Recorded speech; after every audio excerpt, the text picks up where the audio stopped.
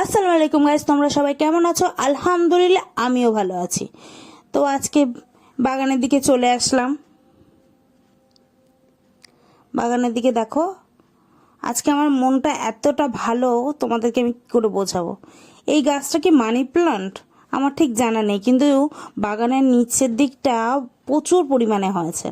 তো এখান থেকে মাটি তুলে নেওয়া হচ্ছে কিছু গাছ বসাবো বলে। তো মাটি তুলে নেওয়া হয়েছে। হয়ে যাওয়ার পর আর রাতের দিকে হঠাৎ ইচ্ছে হলো গজা খাওয়ার, ওই জন্য গজা বানিয়ে নেব। তো এক বাটি ময়দা দেওয়া হয়ে গেছে, আরও এক বাটি ময়দা দিয়ে নিচ্ছি। নেওয়ার পর তারপর ওটা হচ্ছে আমি সরিয়ে সরিয়ে ভিতরটা একটু গর্ত মতো করে মানে ভিতরের জায়গাটা একটু করে নিচ্ছি। নেওয়ার পর লবণ দিয়ে নেব। লবণ দেওয়া হয়ে গেছে।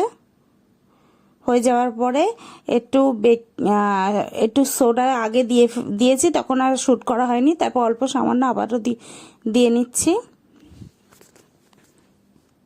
দিয়ে নেওয়ার পরে দেখো একটু ঘি দিয়ে নেব। ঘি দিয়ে নিচ্ছি।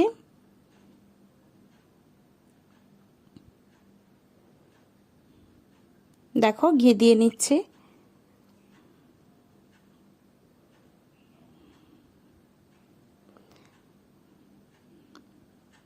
তারপর এটা ভালোভাবে হচ্ছে ময়দাটার সাথে ঘিটা ভালোভাবে মাখিয়ে নিতে হবে।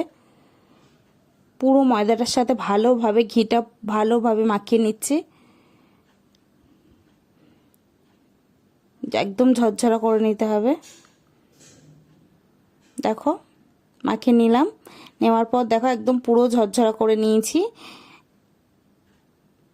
নেওয়ার পর একটু মুঠো করে দেখতে হবে যে ভেঙে যাচ্ছে কিনা। এই যে মুঠো করে নিয়েছি, ভেঙে যাচ্ছে না, তার মানে একদম পুরো পারফেক্ট আছে।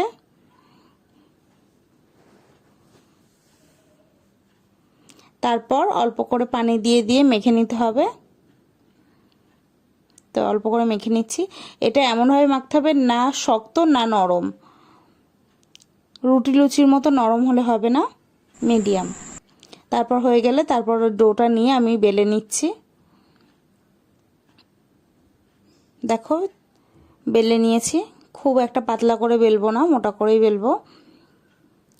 করার পর চার কোণা দিয়ে তো প্রথম ভাঁজ করে কেটে নেব।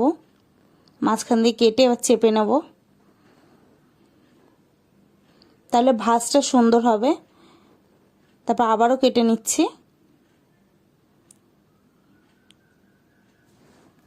কেটে নিয়ে একদম চেপে দিচ্ছি। চেপে দিয়ে এবার একটু বেলে নেব।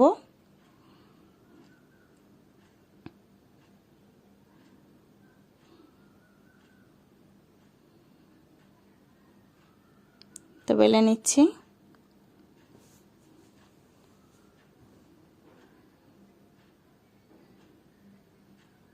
আবারও কেটে নেব। এরকম করে পরপর এরকম 3, 4, 5 বার এরকমভাবে কেটে কেটে ওরকম আবার বেলবো, আবার কাটবো, আবার বেলবো, এরকম করে নিতে হবে। তারপর এবার লাস্ট বার আর হচ্ছে বেলে তারপর চারদিক দিয়ে কেটে নিতে হবে। নিয়ে এবার তোমরা যেরকম সাইজে রাখতে চাও সেরকম সাইজেরই করবে। তো প্রথম আমার হচ্ছে ছোট ছোট করে কাটা হয়ে গেছে, তো আমি এইগুলোই এরকম। তারপর লাস্টের দিকে এগুলো আমি সব বড় বড় করে কেটেছিলাম। তারপর এইভাবে কেটে নিচ্ছি।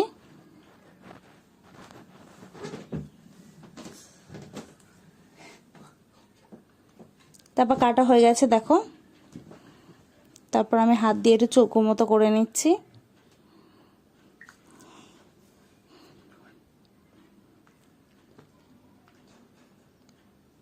দেখো করা হয়ে গেছে সবগুলো।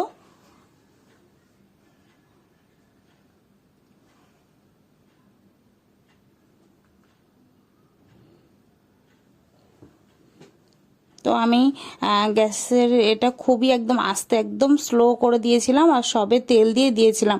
গরমে দেওয়া যাবে না, একদম স্লো করে দিতে হবে, একদম হালকা গরম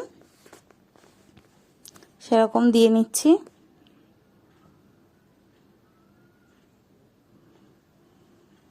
দিয়ে হালকা হালকা ভাজা মানে বুড়বুড়ি বুড়বুড়ি করবে, তারপরেই হচ্ছে এ করতে হবে, দিতে হবে।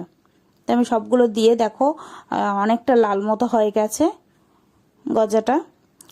ততক্ষণ হোক, তারপর আমি গজার রসটা বানানোর জন্য দেখো পানি নিয়ে নিচ্ছি। পানি নিয়ে এবার চিনি দিয়ে নিচ্ছি।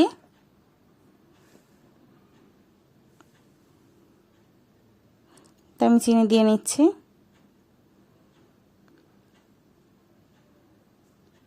তারপর হচ্ছে কেশর দিয়ে নেব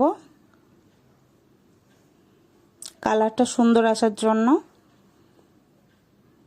আর এলাচ দিয়ে নিচ্ছি গন্ধটা সুন্দরের জন্য, যাতে গজার রসটা খুব সুন্দর বেরায়, ওই জন্য। যেহেতু কেশর দিয়েছি, কালারটা দেখবে লাস্টে খুবই সুন্দর আসবে। অনেকক্ষণ ফুটিয়ে ফুটিয়ে দেখো একদম ঠিক মাপে নিয়ে এসছি। তারপর ভাজা হয়ে গেছে, সেগুলো রসে দিয়ে নিচ্ছি।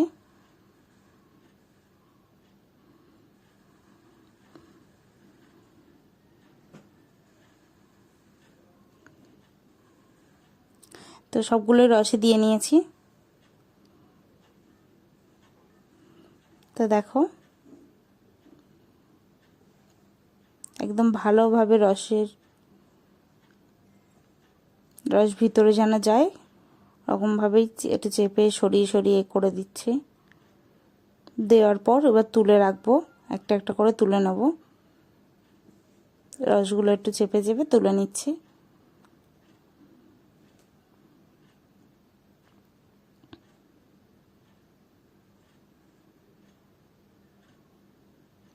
তো একটা একটা করে এরকমভাবেই তুলে তুলে রাখছি।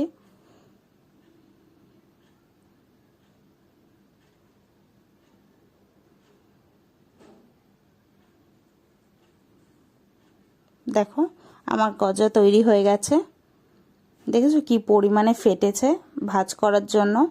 এগুলো ভাজ করা হয়েছে বলে খুব সুন্দর পরিমাণে লেয়ার।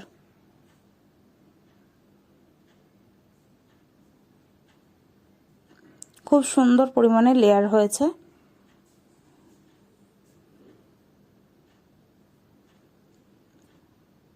তারপর গজা তো খুবই ভালো হয়েছে, রস হয়েছিল। তো আমার ভিডিও যদি ভালো লাগে অবশ্যই সাবস্ক্রাইব করবে, লাইক করবে, কমেন্ট করবে, শেয়ার করবে। নেক্সট ভিডিওয়ে দেখা হবে।